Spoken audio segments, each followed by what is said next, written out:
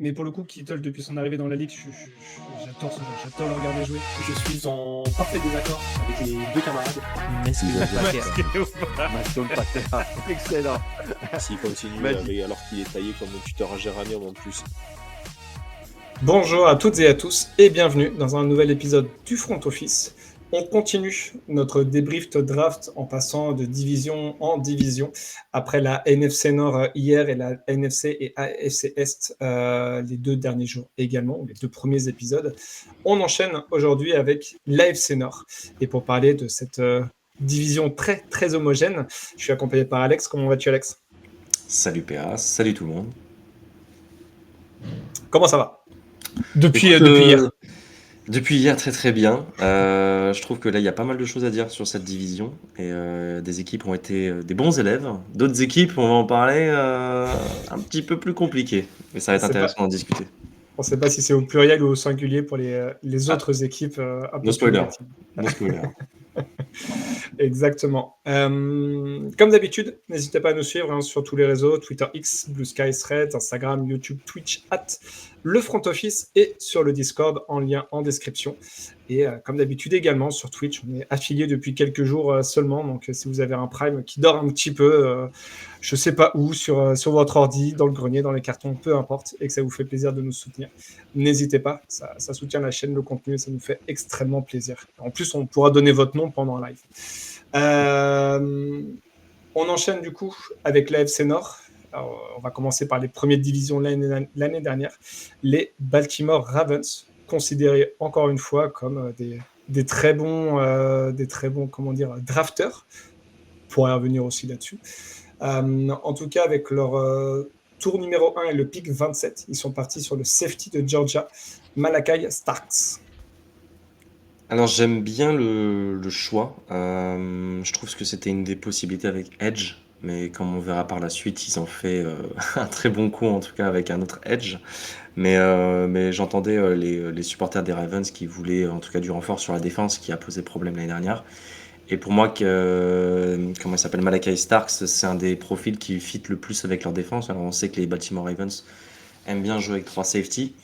Et aime bien aussi, en tout cas dans ses premières années, Kyle Hamilton, mettre Kyle Hamilton proche de la boîte, dans ce rôle un peu d'hybride strong safety, nickelback, dans lequel il performe vraiment, vraiment bien. L'année dernière, ils l'ont un peu plus testé sur du deep, en tout cas du jeu deep en tant que free safety, et je suis pas sûr que c'était là où il était le plus intéressant. Donc pour moi, le fait de rajouter un Malachi Starks te permet de remettre un Kyle Hamilton plus proche de la boîte, là où il est le meilleur, et de laisser un Malachi Starks un peu plus dans le backfield, en split safety tête avec un Ardarius Washington par exemple, tu vois, et qui sont un peu tous les deux sur du split safety. Mais en tout cas, Malachi Starks est un joueur qui a un potentiel très très intéressant sur la position. Je trouve que là où il est vraiment le meilleur actuellement pour moi, c'est quand il doit couvrir individuellement des tight ends ou des receveurs.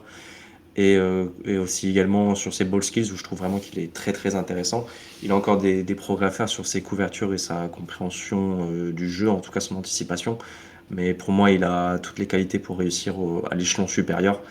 Et il a des qualités athlétiques qui se sont pas vraiment vues durant le combine, mais je trouve que sur le terrain, ça se voit un peu plus. Donc ce sera intéressant de suivre comment ça se développe à l'échelon supérieur. Mais en tout cas, tu renforces un backfield défensif qui a été un talon d'Achille un peu l'année dernière. Et pour moi, je trouve que c'est en tout cas une bonne solution et un choix totalement logique en fait durant cette draft. Moi, je ne trouvais pas le choix extrêmement logique au moment du pic. Et puis après réflexion, après avoir dormi aussi un petit peu, je me dis que effectivement, il va s'incorporer très très rapidement dans cette escouade-là défensive. Ça va permettre, comme tu as dit, à Kyle Hamilton de retourner un petit peu plus proche de la ligne de scrimmage. Et moi, je trouve un QI football extrêmement développé à Starks, ce qui lui permet, comme tu disais justement, au combat, il n'a pas impressionné, je dirais même un petit peu l'inverse. Il a été déçu, notamment sur sa vitesse, sur son temps aux 40 yards. Mais en fait, sur le terrain, ça ne se voit pas parce qu'il a un tel QI football qui va réussir à avoir des lectures relativement rapides, je trouve, d'anticipation sur le jeu aérien, sur le jeu de passe. Ce qui fait qu'en fait, il va être sur le point de chute du ballon beaucoup plus rapidement qu'un mec comme, pour le citer, parce que c'était un des safety les plus hauts, un mec comme Nick Emmanuel, par exemple, qui n'a pas du tout le même profil de jeu que Stark, ça on s'entend, qui est plus proche d'un Kyle Hamilton d'ailleurs. Et c'est là où, pour moi, la sélection de Stark est bonne également. C'est qu'ils sont partis, pour moi, sur le bon safety, celui qui va être complémentaire de Kyle Hamilton et qui va être complémentaire dans les squads de backfield. Très clairement. Avec le deuxième tour, le pick 27, le très problématique Mike Green, le edge de Marshall. On l'a déjà évoqué dans l'émission précédente, le pourquoi problématique. On est vraiment sur du hors-terrain. Parce que sur le terrain, il est problématique, mais pour les attaques adverses. Exactement. Deuxième edge sur mon board personnel. Pour moi, c'est un véritable style qu'ils ont fait. Alors, comme on l'a dit, si les problèmes hors-terrain n'apparaissent plus, ou en tout cas se dissipent, pour moi, les Baltimore ont vraiment trouvé leur edge rusher du futur. Je trouve qu'ils ont vraiment un problème depuis quelques années sur le poste de edge. On sait qu'il y a Odafe Oweh qui a du mal à passer ce next step. Tu as toujours dans ta rotation Adissa Isaac qu'ils avaient drafté aussi de Penn State. Ojabo, qui lui, je sais même pas s'il est encore dans la rotation à un moment, parce que lui, c'est vrai que c'est un ancien deuxième tour qui s'était blessé, on s'en souvient bien. Mais ils ont des besoins sur ce poste de edge rusher depuis quelques temps. Et je trouve pour moi, Mike Green remplit parfaitement ce besoin. Besoin, c'est vraiment un profil explosif, un profil athlétique qui a quand même un arsenal de moves sur le pass rush qui pour moi je trouve déjà assez complet. Alors bien sûr il peut encore le travailler, mais tu vois par exemple sur ses spin moves, je trouve déjà qu'il est déjà à un niveau supérieur par rapport à ses concurrents de la QV. Et sur le run stop, il n'est pas aussi mauvais que son gabarit le laisse supposer. Donc pour moi, c'est un mec qui déjà arrive avec un plancher assez intéressant, mais qui en plus peut avoir un potentiel à développer qui fasse saliver en fait les GM, enfin le GM des Baltimore. Donc pour moi, je comprends totalement ce choix. En tout cas, je comprends pas sa chute, à moins que ce soit vraiment que les soucis hors terrain. Mais pour moi, Baltimore fait vraiment un style à ce niveau-là de la draft. Moi, j'ai une incertitude sur l'incorporation du joueur parce qu'ils sont sur une 3-4. À voir s'il va jouer du coup D-line vraiment sur le poste de D-end, très extérieur. Limite, je pense qu'il sera outside linebacker, je pense. Limite 5 tech ou alors outside linebacker. Et justement, j'ai pas suffisamment vu le joueur pour savoir s'il est bon en outside sur la couverture ou autre. Pour moi, il manque de gabarit pour être defensive end de 3-4, tu vois. J'aurais peut-être plus préféré en 4-3. Maintenant, tu t'interdis pas non plus de mettre ce type de joueur dans une 3-4 en étant outside, mais en étant pur pass rusher pour commencer sa carrière, tu vois. Un mec comme Cal Van Noy, pour l'avoir vu pas mal d'années aux Patriots, je sais qu'il a ses qualités sur la couverture, vraiment en recul, en off-ball pour le jeu outside, mais il était quasiment exclusivement utilisé sur le run stop et sur le pass rush. Donc, pourquoi pas venir en complément d'un mec comme Calvin Noy qui a son âge, donc il va falloir aussi penser un petit peu à l'avenir du côté des Ravens. Tu l'as dit, David Ojabo, il n'a pas performé comme ce qu'il aurait pu être en 2022, en tout cas ce qu'on en attendait en 2022. Donc le choix du joueur est logique, à voir comment ils arrivent à l'incorporer ou à justement utiliser uniquement les qualités qui sont les siennes de Mike Green et de cacher un petit peu les défauts qu'il pourrait avoir à l'heure actuelle. Au niveau des picks suivants, et là j'ai pris une énorme gorgée d'eau avant d'enregistrer parce qu'il y a beaucoup de joueurs. Avec le tour 3, le pick 27, Emory Jones Jr., le tackle de LSU. Avec le tour numéro 4, pick 27, Teddy Buchanan, le linebacker de California. Avec le tour 5, le pick 3, Carson Vinson, l'offensive tackle d'Alabama A&M. Il y a 5 joueurs au tour 6 avec le pick 2, Bilal Kone, cornerback de Western Michigan. Avec le pick 10, Tyler Loop, le kicker d'Arizona. Celui-là, on pourra y revenir. Avec le pick 27, Lajonte Wester, wide receiver de Colorado. Avec le pick 34, Aine Peebles, defensive tackle de Virginia Tech. Avec le pick 36, Robert Longerbein, cornerback de Rutgers. Donc ça, c'est uniquement pour le 6e tour. Et le 7e tour, le pick 27, Garrett Dellinger, le garde de LSU. Là-dessus, est-ce qu'il y a un joueur, toi, qui t'a marqué, qui t'intéresse, que tu veux ressortir ? Écoute, il y a beaucoup de choix, je trouve intéressants. En tout cas, c'est beaucoup de joueurs qui peuvent tout de suite apporter dans une rotation ou au moins amener vraiment une compétition durant le training camp. Et ça, j'ai bien apprécié de la part des Ravens. Je trouve que sur les 6e tours, ils ont enchaîné avec pas mal de picks, notamment Ainas Peebles, où je trouve que c'est vraiment une bonne value sur ce choix-là. Donc le defensive tackle de Virginia Tech. C'est un defensive tackle un peu plus petit qui fait, je crois que c'est un 6'1", 290 pounds. Mais c'est vraiment un joueur disruptif dans la poche qui a vraiment une explosivité très intéressante et qui, dans un premier temps, je pense, peut t'apporter une bonne rotation derrière un Madubuike, par exemple. Quand tu as besoin de, par exemple, sur des tentatives de pass rush, faut qu'il travaille sur son run stop parce que notamment il a quand même des petits bras, donc pour déconstruire les blocs, c'est toujours un peu plus compliqué. Mais il a quand même montré des bons instincts pour shooter son gap. Donc pour moi, c'est au 6e tour, je trouve que c'est assez étonnant de le voir partir qu'à ce moment-là. Et je trouve qu'ils font une bonne value là-dessus. Et j'aimais bien d'autres picks, du Lajante Wester pour la room de receveur aussi, c'est intéressant. Teddy Buchanan en linebacker, c'est pareil.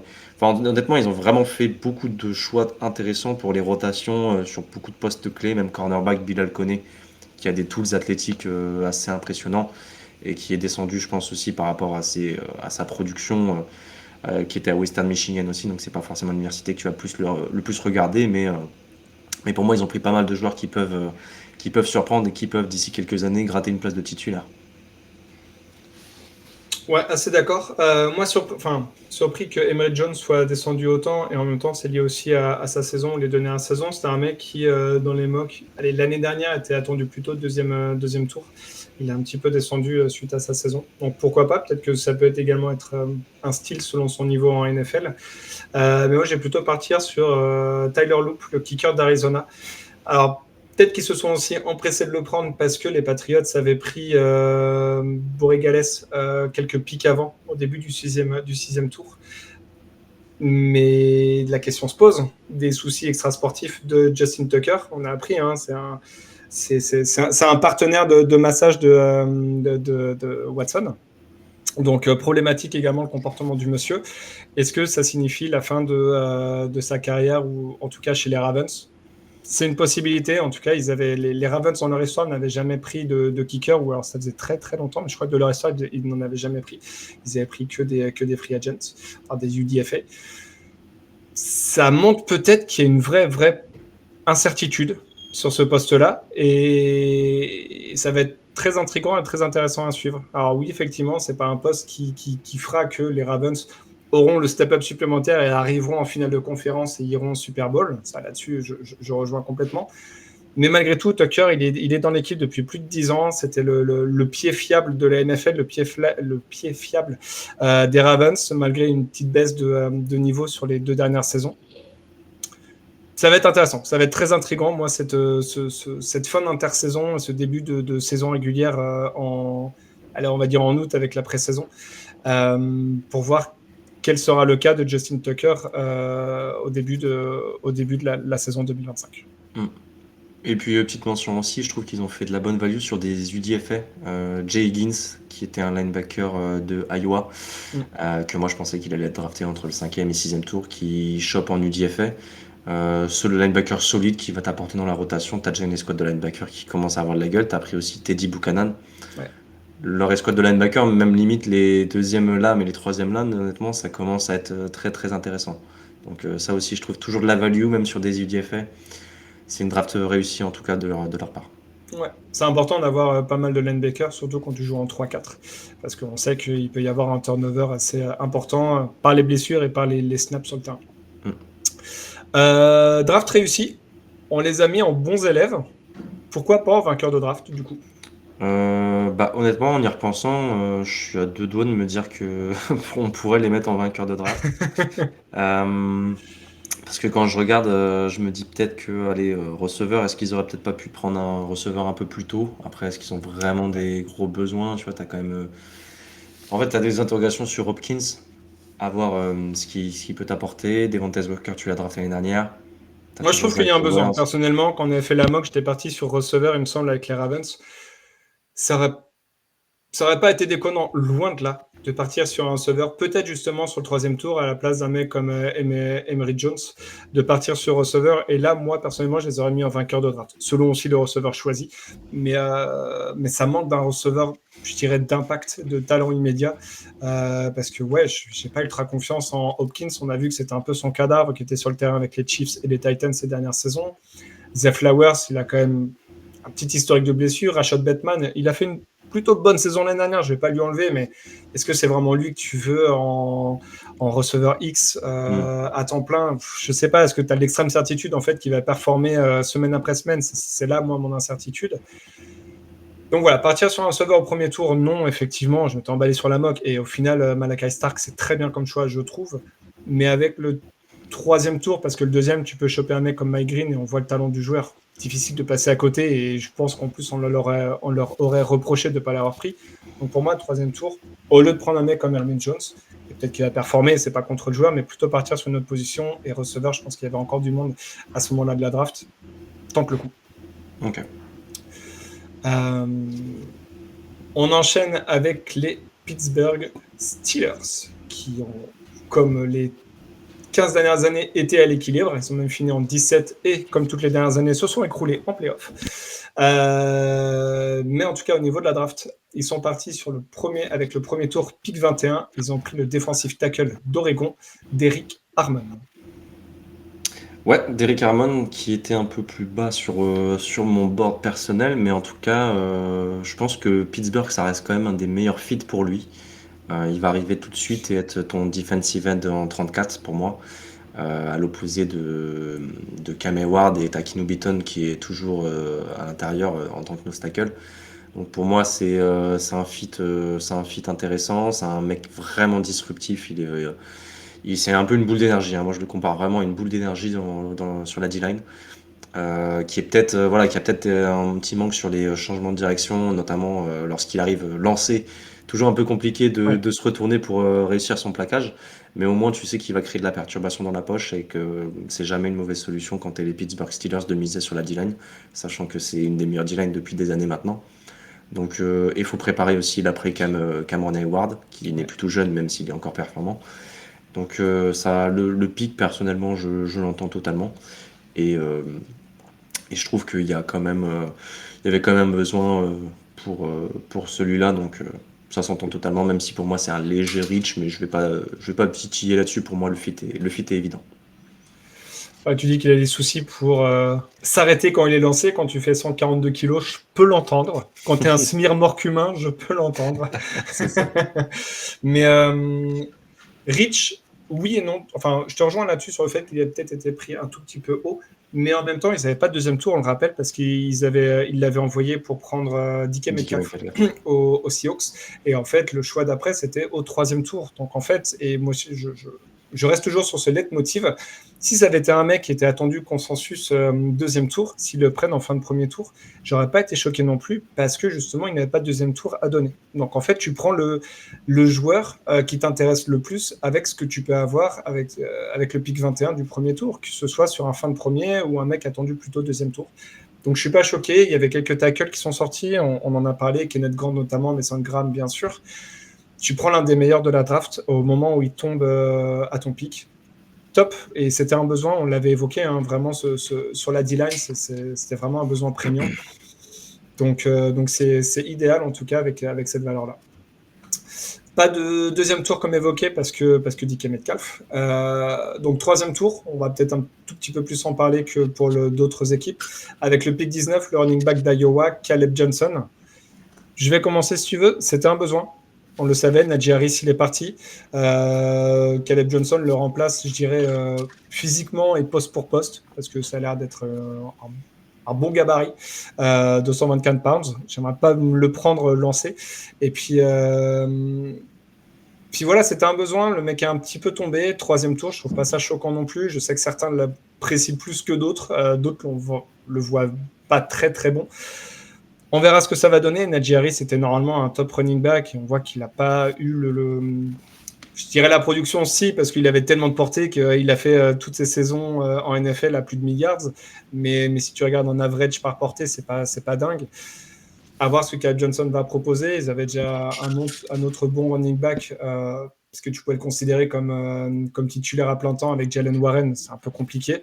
Donc ils ont considéré ce poste-là qui était un besoin avec le troisième tour. Je trouve ça cohérent de la part des Steelers. Ouais, puis en plus, moi, je l'avais 4e sur mon board derrière Judkins. running back qui peut pour moi tout de suite être titulaire. Et en tout cas laisser peut-être aller dans un premier temps Jalen Warren garder les troisièmes tentatives parce que Jalen Warren c'est un bon pass bloqueur. Mais Caleb Johnson pour moi est un running back qui a un vrai potentiel. Je trouve qu'il a une très très bonne vision. C'est un running back quand même patient aussi, qui laisse le jeu se développer à lui. Alors c'est pas le mec le plus explosif, mais aussi qu'une fois quand il est lancé, c'est dur de l'arrêter, comme tu l'as dit, 224 pounds, et qui a une vitesse non plus pas dégueulasse pour sa position. Et très bonne, voilà, très bonne vision. C'est un mec qui vraiment, je pense, peut s'incorporer tout de suite dans cette rotation et même prendre le poste de titulaire assez rapidement. Et qui va être, je trouve, en plus, tu as de la value au troisième tour, parce que pour moi, je pensais qu'il pouvait partir dès le deuxième, sachant que tu as eu un petit rush au début du deuxième, C'est ça. avec, avec des Judkins et des Anderson qui sont partis, il y a même R.J. Harvey qui est parti devant lui. Tu vois, donc il y a eu quelques gars qui sont partis avant lui, et je pense qu'ils ont fait un vrai bon pick. Puis en plus aussi, il aura la chance de pas pouvoir, enfin de pas devoir changer de maillot, parce qu'à Iowa, c'est quasiment le même maillot, donc t'as l'impression que les Steelers, ils aiment bien drafter chez Iowa, hein. L'année dernière, ils avaient fait Logan Lee, je crois. Là, ils ont fait encore un defensive tackle aussi de Iowa. Je crois que c'est une université qu'ils aiment bien, où ils aiment bien drafter en tout cas. Choix effectivement cohérent. Je regardais un petit peu la liste des joueurs draftés au niveau des running backs. La suite de la draft avec le tour 4, pick 21, Jack Sawyer, le edge d'Ohio State. Avec le tour numéro 5, pick 28, Yahya Black, le defensive tackle d'Iowa. Encore un. Avec le tour numéro 6, pick 9, Will Howard, quarterback d'Ohio State. Le deuxième également de la QV, les concernant. Et 2 picks au 7e tour, pick numéro 10, Carson Brunner, linebacker de Washington. Et le pick 13, Dante Kent, cornerback de Central Michigan. Parmi tous ces joueurs, est-ce que tu veux parler d'un des 2 joueurs d'Ohio State ou tu veux partir sur une autre université? Je vais parler d'un des styles de la draft aussi, hein. Pour moi, Will Howard est peut-être un des grands gagnants du week-end de la draft parce qu'il arrive drafté au 6e tour et potentiellement avec une place de titulaire. En tout cas, avec que Mason Rudolph en tant que concurrent principal. Je pense que ça va, il va pouvoir dormir la nuit. Mais non, pour moi, c'est excellente value. Je le voyais pris entre le 2e et le 3e tour, Will Howard. Donc, je comprends pas vraiment sa descente et surtout le nombre de quarterbacks pris avant lui, ce qui m'étonne énormément. Et tu le prends au 6e tour, pour moi, c'est un mec qui a des tools athlétiques, en tout cas au niveau de son bras, qui sont vraiment intéressants. Il est intelligent. C'est un leader aussi dans le vestiaire, on l'a vu à Ohio State. Il est bon quand même sur les fins de match, en tout cas j'ai trouvé durant les playoffs, il a montré pouvoir faire des lancers un peu clutch. Alors c'est pas le mec qui va te faire un lancer, une bombe de 45-50 yards en étant en train de scrambler. Non, ce sera pas ce type de joueur là. Par contre, ça va être un quarterback qui est discipliné et qui peut faire avancer une offense, qui comprend un cahier de jeu, qui est intelligent et qui, pour moi, peut s'incorporer tout de suite dans une équipe comme les Steelers qui mise d'abord sur un jeu au sol performant, puis ensuite sur un quarterback qui est capable de mettre en valeur les playmakers qu'ils ont. Donc, pour moi, c'est super value sur ce pick-là. Très content de leur part d'avoir fait ça. Tu m'as piqué le joueur. Moi, je l'avais très très haut. C'est moi l'un de mes QB préférés de cette draft. Pour avoir regardé pas mal de football universitaire, comme j'ai dit, en playoff, je trouve qu'il a été extrêmement impressionnant et très important dans la réussite des Buckeyes pour la victoire finale. Vraiment, il a fait vraiment des matchs de playoff très très bons. N'hésitez pas à aller regarder ces vidéos. Enfin, il a été clutch, comme tu l'as dit. Voilà. Pas compris pourquoi il était tombé aussi bas. À la rigueur, s'il voulait un QB peut-être un peu moins pocket passeur comme Will Howard, un petit peu plus scrambler, tu partais avec Riley Leonard qui a été pris aussi un petit peu plus tardivement. J'essaie de retrouver dans quel range il a été pris, mais voilà, avec Notre-Dame, on sait qu'il avait été très bon sur ce point-là. Peut-être un peu trop utilisé justement en finale universitaire sur son jeu de course. Mais ouais, quelle value ils ont là avec le 6e tour. Génial pour le joueur, génial pour la franchise, pour les Steelers, et génial pour le joueur, parce que comme tu l'as dit, il n'y a que Mason Rudolph en concurrent. Alors, il a l'expérience, lui, NFL, donc je pense qu'il va starter en début de saison, mais je ne serais vraiment pas du tout étonné que Will Howard lui prenne à un moment donné sa place en cours de saison, que ce soit par une blessure de Rudolph ou par le talent qu'il montrera sur les entraînements. Mais top vraiment pour lui, parce que je pense vraiment qu'il peut s'épanouir dans cette franchise-là, par manque de concurrence. Et puis, comme on l'a dit pour d'autres quarterbacks, lui, il a été pris au 6e tour et il n'y aura pas il n'y aura pas beaucoup d'attentes pour lui, en fait. Donc, s'il se vautre, bah, tant pis, les Steelers seront tentés. Mais s'il réussit, bah, tout bénef pour le joueur, tout bénef pour la franchise. Donc, top. De ce côté-là, top pour eux. Pour parler d'un autre joueur, Jack Sawyer, qui était peut-être aussi attendu un petit peu plus haut, qui va apporter de la valeur. On sait que c'est un besoin aussi du côté des Steelers parce que quand TJ Watt est blessé, c'est un petit peu plus compliqué le pass rush de leur côté. Donc de rajouter encore un joueur complémentaire, un joueur de rotation pour commencer en tout cas sa carrière chez les Steelers, bah, ça va être tout bénef pour eux également. Je te vois plus dans une 4-3 par rapport à ce qu'il a montré avec Ohio State, à voir s'il peut se développer sur la couverture aérienne. Mais en l'état, voilà, tu as peur de la profondeur de la rotation. C'est top d'un joueur d'expérience, d'un joueur qui a montré aussi au niveau universitaire. Donc, tu sais à peu près son plancher, avoir le plafond qu'il peut avoir, vraiment le niveau qu'il peut atteindre en NFL. Je pense que sur un 4e tour, c'est de la très bonne value également sur l'équipe et sur l'effectif. Très clairement. Donc, nos amis des Steelers s'en sortent avec un bons élèves. Deuxième tour, on va dire, deuxième liste. Deuxième tiers, ouais, c'est ça. Et puis, je pense, pourquoi on les met pas en vainqueur, pour moi, c'est peut-être aller pour le premier pick, parce qu'on chipote un peu, et peut-être parce que ça manque, hormis Will Howard, d'un joueur, je trouve, d'impact durant le 3e jour.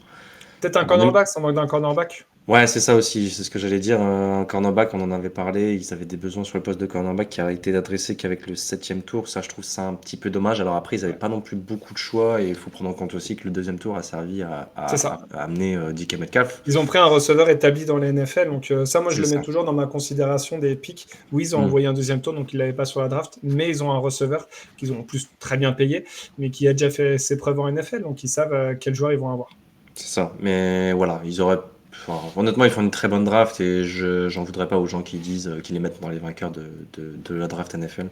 Mais je pense qu'on peut en mettre en bons élèves à minima. Bons élèves, pour moi, ça me paraît très bien. Nickel. On enchaîne avec les 3e de division, les Cincinnati Bengals, qui sont partis avec leur premier tour, le pick 17, sur le edge rusher de Texas A&M, l'un de deux Shemar Stewart. Je commence comme ça, après tu pourras dire ce que tu en penses. Je pense que c'est une énorme connerie. Je pense qu'ils continuent année après année à poursuivre leur connerie, comme je l'ai dit. Ils avaient déjà tenté un petit peu ce genre de joueur sur les saisons précédentes. Je vais reprendre le nom, je ne l'ai plus en tête. Myles Murphy. Myles Murphy, merci. En plus, j'avais pris la depth chart des Browns, donc je risquais pas de le trouver. Myles Murphy qui n'a pas forcément fonctionné, et c'est pareil, c'est un gros freak athlétique, super, ça fait un super combine, super. Mais derrière, la production au niveau universitaire, Stewart, il a démontré que c'était très faible, hein, c'est 4 sacs et demi sur tout son cursus universitaire. Je comprends pas. Je comprends pas ce qu'ils font. Je comprends pas la démarche. Je comprends le fait de partir sur la défense. Ça, c'est très bien considéré. Bravo les gars, parce que vous avez donné beaucoup de pognon sur l'attaque et il fallait obligatoirement partir sur la défense. Donc, sur ce biais-là, j'ai aucun souci, sincèrement. C'est vraiment sur le joueur et c'est même pas sur la position où je tique un petit peu. C'est vraiment sur le joueur. Sincèrement, si j'avais dû parier sur une équipe qui allait tenter le coup avec ce mec-là, bah, je les aurais mis, tu vois. Donc, je suis pas surpris en fait de leur choix. Je suis juste déçu parce qu'ils continuent année après année à faire leurs conneries et ils comprennent pas pourquoi ça fonctionne pas. On est tous à se dire, bah, regardez un petit peu vos drafts, regardez aussi les joueurs que vous draftez. Et année après année, ils continuent à creuser un petit peu leur tombe défensive et je trouve ça dommage parce que quand tu as une attaque qui carbure autant, bah, moi, ça m'emmerde en fait de voir une défense qui prend 36 points de moyenne par match et qui n'aide pas du tout l'attaque. Ils ont la possibilité, ils ne sont pas en train d'envoyer des premiers tours à tort et à travers, à essayer de trader sur des joueurs en NFL actuellement. Ils ont leur premier tour et ils n'arrivent pas à avoir un mec d'impact qui va performer dès le premier jour sur la ligne défensive. Et moi, ça m'embête pour eux. Non, ils n'arrêtent pas de prendre des projets. En fait, chez Shemar Stewart, c'est quand même un projet qui ressemble un peu à du Myles Murphy, en plus athlétique encore. Et je trouve ça dommage parce que tu avais du James Pierce qui était encore dispo, tu avais Nick Scotton qui était encore dispo, tu avais du Mike Green qui était encore disponible aussi. Et tu vois, chez Stewart, on peut en penser ce qu'on veut, il y en a qui vont dire que c'est pas un premier tour. Moi, personnellement, je le voyais plus comme un 2e tour. Mais tu vois, s'il allait au premier tour, je me dis que les Bengals, c'est pas vraiment le fit idéal pour lui. Tu vois, si ça avait été par exemple les Lions, je t'aurais dit, ok, j'aime bien, je comprends le fit, et je trouve que ça va bien, tu lui demandes pas d'être un edge numéro un. Là, aux Bengals, le problème, c'est que tu as Trey Hendrickson qui demande à être tradé, à voir s'il va rester, etc. Tu as Miles Murphy qui a toujours pas prouvé, tu l'as dit. Tu as du Joseph Ossai qui, pareil, un ancien troisième tour, mais qui est assez régulier quand même comme joueur. Pour moi, ils avaient des gros besoins sur defensive tackle et defensive end. Et pour moi, tu prends encore un énième joueur à projet qui t'apporte aucune garantie en termes de production. On le rappelle, je crois que c'est 4 sacs et demi à Texas A&M durant son cursus. C'est même pas durant la saison dernière, c'est durant son cursus à Texas A&M. C'est ça. Donc c'est un mec qui voilà, il crée beaucoup de pression, hein, on va pas lui enlever ça, c'est quand même c'est pas un mauvais joueur non plus. C'est un mec qui est disruptif, mais comme rarement on peut voir sur la poche, c'est quand même un bon run stopper aussi, qui a montré des flashs intéressants. Mais c'est un joueur qui sur le pass rush amène essentiellement du bull rush, qui a pas non plus d'autres moves et qui a vraiment des problèmes pour convertir ses pressions en sacs. Ça aussi, ça faut pas oublier. Les pressions c'est bien, mais convertir ses sacs c'est aussi bien aussi. Et c'est quand même une qualité qu'il faut pas enlever chez les joueurs qui arrivent à avoir des sacs. Donc moi j'étais très surpris de ce choix et un peu déçu pour eux aussi et pour les fans des Bengals parce qu'ils méritent mieux. On rappelle quand même, il a 21 ans, donc il a le temps aussi de progresser. Et je parlais partir défensif. Même s'ils étaient partis sur le garde, tu vois, ça m'aurait pas choqué. Pour protéger un petit peu plus Joe Burrow. Donc c'est vraiment... Ouais, Sur moi, Grezabel, s'ils avaient pris Grezabel par exemple. Grezabel ou comment dire, Jackson. Non, Ah, pas Donovan Jackson. Jackson, ouais. Bon, Donovan après, Jackson, ça fait toujours un peu haut pour un garde, mais c'était aussi un besoin, tu vois. c'est Donc aussi un besoin. pourquoi pas. Mais défensivement, je trouve pas ça déconnant. Mais le joueur en lui-même, je suis très, très, très sceptique parce que redondant avec ce qu'ils ont pu tenter déjà les années précédentes et qui n'ont pas fonctionné en fait. Donc essaye de prendre un joueur peut-être avec un plafond moins haut, mais un joueur avec un plancher plus haut, un joueur vraiment plus safe où tu te dis, allez, je prends pas trop de risques, mais je sais que lui, il va performer. Tu veux pas tenter un mec comme James Pierce parce qu'il y a eu aussi des petits soucis de son côté de comportement, pourquoi pas? Mais tu en avais d'autres, Nick Scurton par exemple, lui, il n'y a aucun souci de comportement ou tout ce que tu veux, il a performé un petit peu moins avec Texas A&M, mais malgré tout, sur les saisons précédentes, il avait performé quand on était dans une autre université, c'est Virginia Tech, perdu. Je sais pas. Pour moi, il y avait d'autres joueurs qui étaient plus cohérents avec les besoins actuellement des Bengals. Et c'est une équipe qui est en win now, vu les contrats qu'ils ont donnés. Et ils prennent encore un joueur à projet. Et ça m'emmerde en fait. Avec le tour numéro 2, pick 17, là, ils ont pris un mec beaucoup plus âgé. Linebacker de South Carolina, Demetrius Knight Jr., que toi, je sais que tu apprécies beaucoup. Ouais, moi je suis peut-être un des rares qui l'évalue assez haut. En tout cas, moi j'aime beaucoup ce que j'ai vu de ce joueur. Alors, je peux comprendre les gens qui critiquent un peu le choix parce qu'il est assez vieux. Enfin, il a 24 ans, il va avoir 25 ans. Et t'as déjà quand même Jermaine Pratt et Logan Wilson. Alors après, ils se sont dit que peut-être ils voyaient un développement de chez Demetrius Knight où il pouvait vraiment apporter cette plus-value sur ton escouade de linebacker et qui peut s'incorporer, pourquoi pas, dans une rotation dans un premier temps, mais peut-être titulaire assez rapidement. Et ça, pour moi, je peux le voir totalement. C'est un mec qui, pour moi, sur le run-stop, il a vraiment une capacité d'anticipation. Il est athlétique, il peut jouer sideline to sideline. Sur la couverture, il est assez discipliné et il a montré des flashs intéressants. Et moi, je pense que c'est un mec vraiment, pour moi, c'est un des gars les plus complets de la QV sur le poste de linebacker. Je sais que tout le monde ne sera pas d'accord, mais moi, j'ai beaucoup aimé ce que j'ai vu, en tout cas, à South Carolina, ce qu'il a fait. Et c'est pas le choix que je vais le plus critiquer, même s'ils avaient d'autres besoins défensifs. Et c'est vrai qu'un linebacker de 24 ans, est-ce que c'est vraiment la chose la mieux à faire, en tout cas, le meilleur choix à faire, je sais pas. Après, tu le disais, c'est bien de prendre un mec avec un plancher haut, et lui, heureusement, il a un plancher haut. Donc ça dénote un peu avec ton premier choix aussi, qui est un peu plus sur le potentiel. Là, tu prends quand même un mec qui a un plancher qui va t'apporter tout de suite, day one, dans ton équipe. Ça, j'ai pas trop de doute là-dessus, et qui à terme peut être ton linebacker titulaire incontestable. Il n'y a pas de problème là-dessus non plus. Ouais, moi, c'est pas tant le joueur, c'est peut-être plus la position. Alors après, ils avaient peut-être pas anticipé qu'ils auraient un autre linebacker un petit peu loin dans la draft. Mais pourquoi pas safety, en fait, à cette position? Il y en avait encore des très très bons disponibles avec le pick 17. Pour moi, c'était un besoin de leur côté. J'aime beaucoup Geno Stone, mais Jordan Battle, j'ai un peu plus de mal. Tu vois, pour le coup, les postes de cornerback, je sais que ça a été beaucoup parlé, mais je trouve pas que c'était un besoin prégnant. Ça a sous-performé, effectivement. Mais une escouade DJ Turner, Cam Taylor-Britt, Dax Hill, c'est pas mal en fait en NFL. Enfin, je trouve qu'il y a beaucoup plus Ça a faible. prouvé, quoi. C'est ça. Ça doit prouver, quoi, en fait. Et tu prends un edge au premier tour, prends peut-être la position de safety pour le jeu aérien, parce qu'ils se sont quand même vraiment fait ouvrir l'année dernière. Jeu au sol et jeu à la passe. Je sais pas. T'avais Xavier Watts et Kevin Ouais. Winston qui étaient encore dispo. Et ça, C'est ça. c'est aussi, c'est ça. Comme tu C'est dis, ça. c'est les questions de value aussi. À un moment donné, c'est des joueurs qui auraient peut-être pu t'apporter un peu plus qu'un Demetrius Knight dans un premier temps. Et je dis ce que je vais évoquer son nom, mais ils ont pris un autre linebacker un peu plus tard. Ils n'avaient peut-être pas envisagé le fait qu'il soit dispo au 4e tour.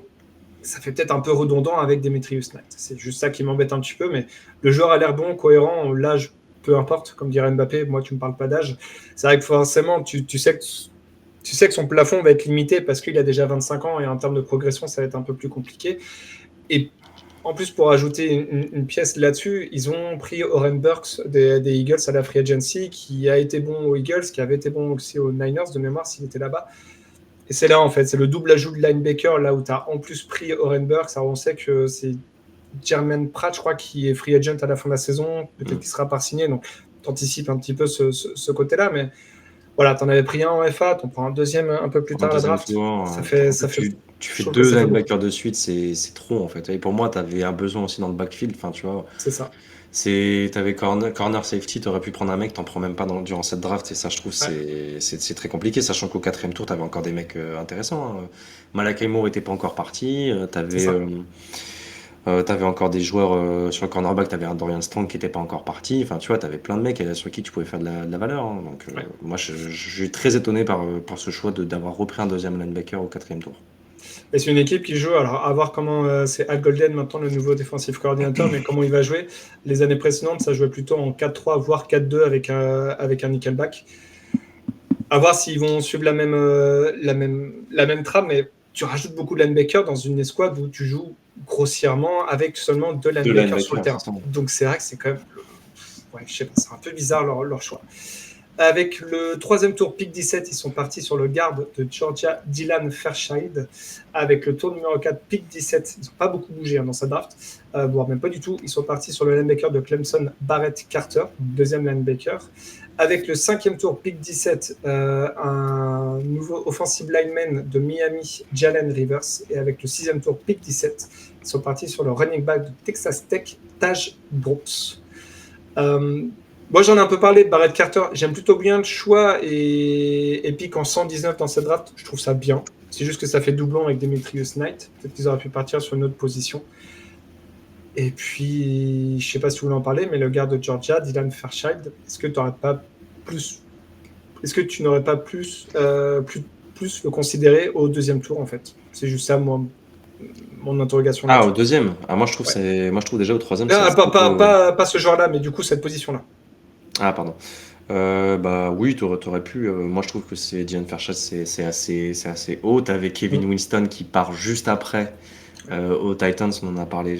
Tu vois, moi, je trouve que c'est un peu dommage. T'avais aussi des besoins, je trouve, sur le poste de running back parce que Chase Brown, je sais pas si c'est le meilleur running back NFL, ou en tout cas amener au moins un peu de concurrence, tu vois, parce qu'il est pas mauvais, faut pas non plus dire ça. Il y a Samaje Perine qui est revenu. C'est ça aussi, oui. Après, tu avais du cornerback Jacob Parrish qui aurait pu te remplir un besoin sur le poste de nickelback, parce que je suis pas non plus certain que Daxton Hill soit la valeur la plus sûre sur ce poste-là. Ouais. Donc non, pour moi, tu aurais pu avoir de la valeur sur d'autres picks qui sont partis après. Xavier Watts aussi encore disponible. Bon, lui, il est descendu vraiment très tardivement. Ou même en tant que garde, tu vois, Dylan Fairchild, si tu voulais un garde ou un mec qui tu peux développer en garde, Wyatt Milum qui est parti à Jacksonville juste après. Ouais. Qui a du potentiel en tant que garde selon certains observateurs. Moi, j'aurais peut-être plus compris à ce moment-là qu'un Dylan Fairchild qui, pour moi, je ne l'attendais pas avant le 4e, 5e tour, voire même 5e tour, tu vois, au moins. Oui. Donc, je trouve que tu as Rich sur ce 3e tour. Et si je veux parler d'un choix que j'ai bien aimé, l'un des rares choix que j'ai bien aimé chez les Bengals, c'est Taj Brooks, le running back, qui, je trouve, peut t'apporter une petite concurrence intéressante. Profil un peu plus physique, capable il a mangé pas mal de portées à Texas Tech chez les Red Raiders et il a vraiment produit depuis 2-3 ans maintenant. Donc c'est un gars qui arrive avec un plancher assez haut, pas le joueur avec le plafond le plus haut, mais qui t'apporte tout de suite une certaine assurance. Il est capable de te prendre 15 portées par match dès day one, j'ai pas de problème. C'est pas un joueur qui fait beaucoup de fumbles, c'est un joueur qui protège bien le ballon.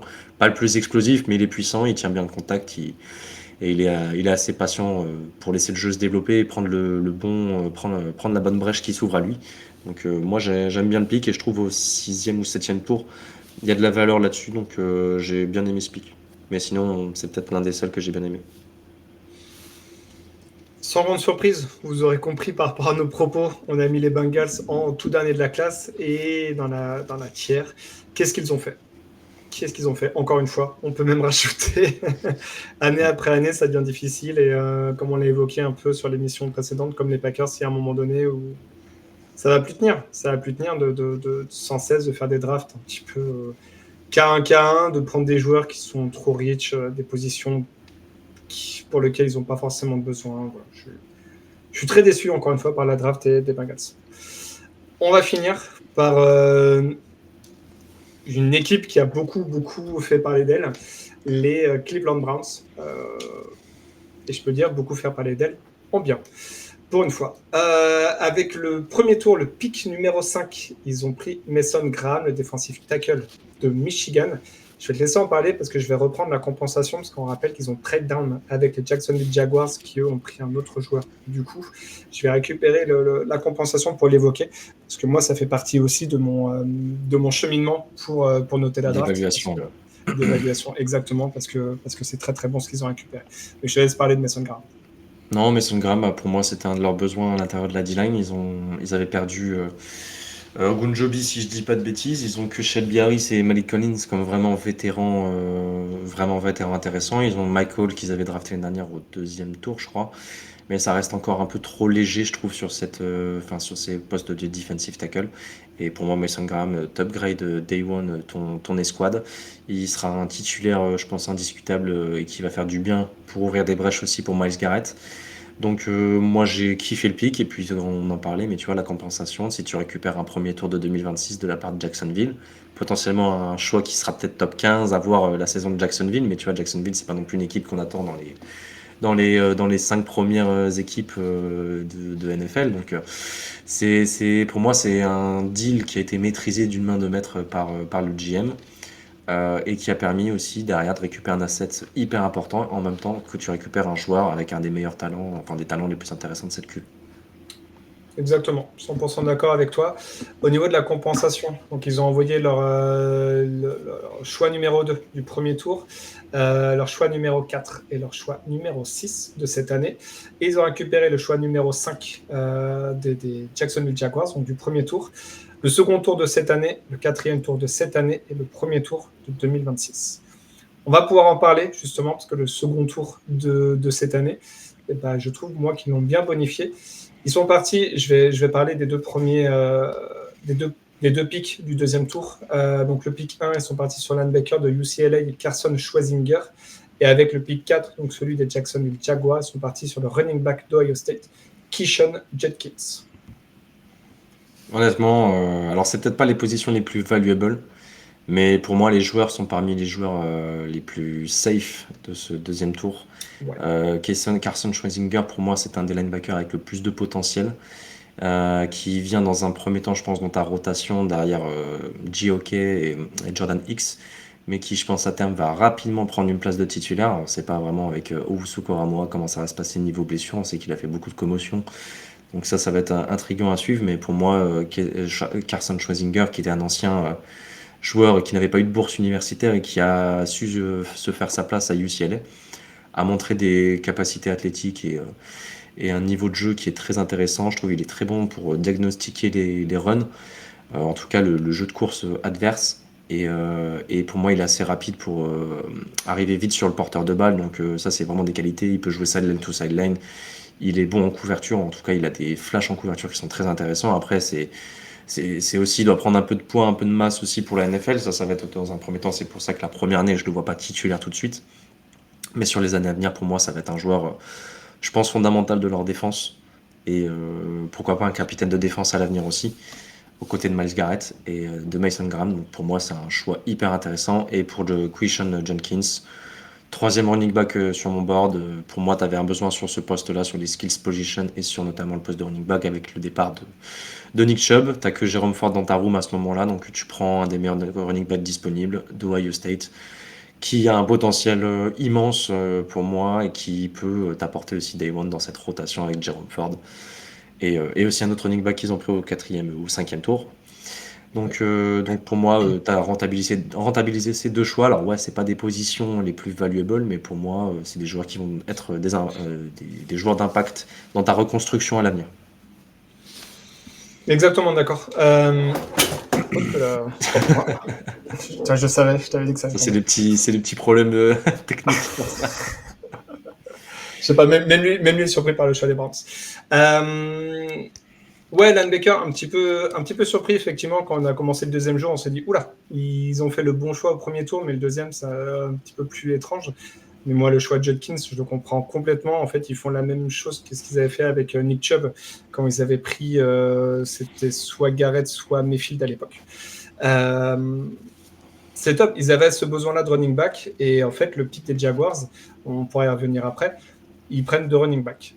Ils prennent Quinshon Judkins et Dylan Thompson un petit peu plus tard dans la draft. Donc c'est tout bénef en fait parce que c'est en plus extrêmement complémentaire. J'ai rien à dire sur ces deux picks-là parce que je pense que ça répond à un besoin immédiat. J'ai peut-être un petit peu plus de choses à dire sur les choix suivants. Puisqu'avec le troisième tour, le pick numéro 3, il récupère le tight end de Bowling Green, Harold Fanning Jr. Avec le pick 30 toujours du troisième tour, Dylan Gabriel, le quarterback d'Oregon. Je l'ai évoqué avec le tour numéro 4, pick 24, Dylan Thompson, running back de Tennessee. Et le cinquième tour avec le pick numéro 6, Shedeur Sanders, le quarterback de Colorado. Là-dessus, je vais commencer. Leur troisième tour, je le comprends pas trop. Alors, Harold Fanning, c'est un très bon joueur, très bon tight end, mais en fait, ils ont déjà son clone dans leur effectif. Donc, je comprends pas pourquoi tu n'essayes pas de prendre un mec peut-être un petit peu plus bloqueur si tu veux vraiment partir sur le poste de tight end. Mais pour moi, c'est juste le clone de David Njoku qui, en plus, sort de très, très bonnes saisons. Je ne vois pas pourquoi tu lui rajoutes un mec dans ses pattes. Et puis, à la fin du troisième tour, Dylan Gabriel, alors... Au-delà du poste, moi c'est le joueur, je l'aime pas. Enfin, c'est pas contre lui personnellement, mais son niveau, le joueur en lui-même, le joueur NFL en lui-même, je le trouve pas bon en fait. Très sincèrement, son combine a été désastreux. Ce que j'ai pu voir aussi en football universitaire, c'était pas très très bon non plus. Quarterback gaucher, alors que t'en as pas dans ton effectif, on sait que c'est quand même un petit peu particulier parce qu'au niveau de la ligne offensive, il faut aussi un petit peu s'adapter. Pourquoi tu te lances dans ce type de projet ? J'ai pas compris parce qu'il y avait des besoins peut-être un petit peu plus importants. Si tu reprends un petit peu au troisième tour qui était disponible, et ben juste derrière Dylan Gabriel, alors pas juste derrière parce que c'est deux pics après, tu as un mec comme Xavier Watts. Et pour moi, je pense sincèrement que si tu prends ce mec-là au niveau des safety, ton backfield défensif, il est génial, quoi. Là, c'est Ronnie Hickman, ton free safety. Tu mets un Xavier Watts en plus de Grant Delpit, en ayant comme corner Denzel Ward, tu as Greg Newsome de seconde. Wow, ton backfield défensif, tout de suite, il reprend de la couleur, là où ça a été quand même très, très compliqué l'année dernière. C'est dommage. Je trouve ça extrêmement dommage d'avoir pris, du coup, Gabriel en pick 30 sur le troisième tour, là où tu avais justement Xavier Watts de dispo. T'aimes bien Harold Fanning ? Pourquoi pas ? Je pense que tu aurais pu partir sur considérer en tout cas un autre poste. Bon, ils sont amoureux du joueur peut-être. Bon, bah, ok, je connais pas, toi, les insides, tout ce qu'ils peuvent en dire sur ce joueur-là, mais je sais pas, je suis un peu déçu sur le troisième tour. Sur Harold Fanning, je pense qu'ils vont jouer beaucoup plus de 12 personnels. Et peut-être, le fait d'avoir Njoku qui est un meilleur bloqueur que Fanning, et Fanning un peu plus dans une position un peu slot ou un peu plus qui va être un peu une menace un peu plus verticale ou en yard after catch. Je peux entendre, et puis après il est plus non plus tout jeune, et donc préparer la relève c'est jamais une mauvaise idée. Et vu comment il a produit aussi, je crois que c'est une des saisons universitaires les plus prolifiques pour un tight end. Ouais. Je pense qu'il aura tapé dans l'œil. Et je te rejoins pour Dylan Gabriel. C'est un joueur qui j'attendais pas à ce niveau-là et qui pour moi était un peu surprenant. Je le vois pas en fait se développer en tant que quarterback numéro 1, et puis en tant que numéro 2, je trouve que ça va être très limité parce qu'il a un problème de taille et son profil physique va l'empêcher de performer, je pense, en NFL. Après, ça peut être un bon gars de vestiaire, mais bon, choper un bon gars de vestiaire en fin de troisième tour, ça me fait un peu chier. Un Mais ambianceur. c'est ça. Mais puis après, sinon, si je veux parler d'un bon pick que j'ai bien aimé, moi, c'est Dylan Sampson en running back. Alors peut-être ça va peut-être en faire cliquer un peu, enfin piquer un peu de certains, parce que tu as déjà pris Quinshon Judkins, mais tu sais qu'un Quinshon Judkins, il a bien marché avec un Trayvon Anderson, en tout cas dans un comité. Ouais. Et pour moi, Dylan Sampson se rapproche un peu plus d'un profil comme un Jerome Ford, vraiment un joueur assez rapide. Et pour moi, l'avenir, tu as Quinshon Judkins et Dylan Sampson. Pour moi, tu as quand même un backfield offensif qui est vraiment ultra complémentaire et qui peut être très prolifique à l'échelon supérieur. Donc ça va être très intéressant à suivre à ce niveau-là. Mais je te laisse parler peut-être du dernier choix, qui qui est peut-être celui qui a le plus fait parler dans cette draft. Chedour. Ouais, en fait, ça m'interroge encore plus sur le pic de Dylan Gabriel. Alors, de ce qu'on peut voir vraiment sur la War Room, tout ce que tu veux, on a quand même l'impression que Sanders c'était un choix du GM, encore une fois. Comme Enfin, du proprio, un choix du proprio. Du proprio, pardon, ouais, comme pour Watson à l'époque. Moi, j'aime bien parce qu'au 5e tour, c'est une value de ouf. Je suis pas fan de la personnalité du joueur et on s'est tous dit, tiens, ça va peut-être lui faire dégonfler un petit peu son melon à Sanders de ne pas avoir été pris au premier tour, ni au deuxième, ni au troisième, et d'avoir autant descendu. Et en fait, il s'est avéré que quand il était pick, il a fait une énorme fiesta party chez lui avec des grosses valises Louis Vuitton avec des énormes billets dedans. En fait, tu dis que le mec, il va être... tu pourras pas le sauver, alors c'est peut-être... Bon, après, c'est sûr, faut pas l'enterrer, tu vois, mais Non, mais il après, qu'il travaille, on verra comment ça se passe, tu vois, pour on son n'a pas eu intégration. les mêmes parents. Je pense sincèrement que d'avoir un mec comme Deion Sanders comme daron, ça doit pas être facile. Je veux bien lui reconnaître complètement. Et peut-être à un moment donné, tu le perds pour avoir ta propre carrière. Peut-être que c'est ce qui pourrait lui arriver de mieux. Alors tuer de manière métaphorique, hein, je ne souhaite pas ce qu'il le tue réellement, bien sûr. Peut-être que c'est ce qui peut lui arriver de mieux. De se détacher vraiment de son père, que lui reste dans le Colorado et que lui, il aille à Cleveland. Je l'espère sincèrement pour lui. J'ai pas trop aimé tout ce qui a pu se passer avec lui, les pranks téléphoniques. On a l'impression que les équipes en elles-mêmes se sont tous passé le mot pour ne pas le prendre. Pas trop kiffé. Peut-être qu'il va arriver avec le couteau entre les dents. J'espère très sincèrement qu'il va se remettre la tête à l'endroit et qu'il va surtout se mettre la tête dans le football, qu'il va arrêter de se mettre tout son vestiaire à dos, parce que c'est vraiment ce qui est ressorti de tout ce qu'on a pu voir, que ce soit au lycée, que ce soit en universitaire, que c'était quand même très, très, très compliqué. Quand tu jettes toute ta O-line sous le bus, c'est compliqué. On ne peut pas lui tenir tort parce que sa O-line était catastrophique. Mais quand tu es un capitaine d'attaque, parce que le quarterback, quoi qu'on en dise, c'est un capitaine d'attaque, tu ne peux pas faire ça. Tu ne peux pas faire ça en NFL, et s'il le fait, crois-moi que sa carrière, elle va partir en fumée aussi vite que son premier tour ou son deuxième tour. Donc voilà, je suis intrigué par le pick Sanders, intrigué de ce que ça peut donner. Il peut très bien être titulaire à un moment donné dans la saison, vu la QB Vu la room, c'est pas la room la plus qui me fait le plus peur. Hein, donc, c'est ça, et je me dis que d'être entouré d'un mec comme Kenny Pickett et comme un Joe Flacco, c'est la double lame, c'est extrêmement complémentaire parce que Flacco, il va avoir l'expérience, il va dire écoute petit, tu vas te calmer. Ton père, il est ce qu'il est, toi, t'as pas encore fait tes preuves en NFL, donc il dégonfle ton melon. Et un mec comme Pickett, on sait que c'est un peu un ingénieur du jeu, quoi. Ça va pas être un très bon quarterback sur le terrain, mais par contre, il va avoir un QI football inline qu'on a très peu vu dernièrement sur les postes de QB. Et s'il peut déjà, tu vois, lui donner quelques billes pour augmenter un petit peu le QI football de Shedeur Sanders, il faut qu'il prenne. Il faut qu'il prenne tout ce qu'il a à apprendre. Ça va être le plus important pour lui.